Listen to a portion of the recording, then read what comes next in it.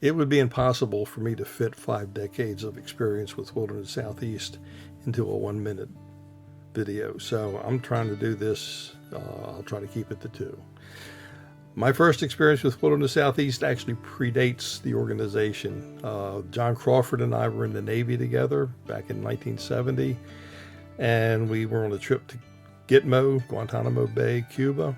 And on one of the days off, John convinced me to go snorkeling with him. And having grown up in Baltimore, my experience in those kind of things was very limited. But I had grown up watching Sea Hunt and Tarzan and all this stuff, and I was fascinated with underwater swimming and scuba diving and all that. And John gave me my first glimpse into that world. We remained friends after we got out of the Navy, and I would visit John in the Keys and go snorkeling even more and go into the various forests and stuff. So that was my initiation. In 1973, 74, I went back to college as a 23 or 4-year-old. And the second year I was there, I was inducted into Tri Beta Honor Society in the biology department, and was tasked with organizing a field trip for their spring break. And John and Dick Merles and Joyce had just put together Wilderness Southeast, and so we arranged a week-long journey into the Okefenokee Swamp and down the Suwannee River. It was a phenomenal experience. We had about 20 students on that trip, and it was just an absolute great trip, and we repeated it the following year.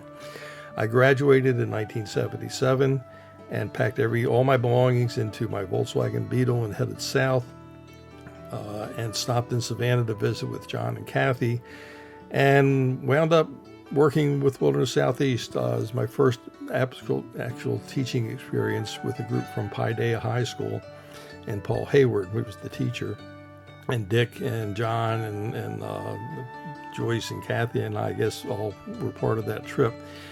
And it was a phenomenal experience. And later on, I got to do another trip to Cumberland Island with a third grade group from Paideia. One of the students was Pat Conroy's daughter, that is in one of the pictures in this slideshow. I went on to work for Wilderness Southeast for another year. Made the determination that I wanted to make education my career, and came back up to Baltimore, got my advanced professional teaching certificate.